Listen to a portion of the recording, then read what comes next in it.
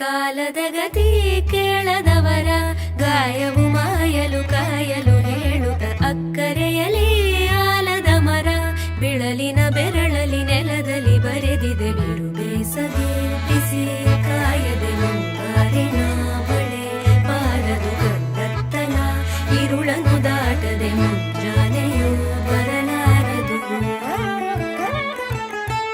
ನೀರಿನ ಹರಿವಿನಲ್ಲಿ ನೀತಿಯನು ನೀ ತಿಳಿದು ಓಡುವ ಜಲಧಾರೆಯದು ಓಘ ಎಂದಿಗೂ ನಿಲದು. ಮಳೆಯ ನೀರು ಹಳೆಯ ಕಳೆಯ ತೊಳೆಯುತ್ತ ಹಸಿರಿಗೆ ಉಸಿರಾಗದೆ ಮನದ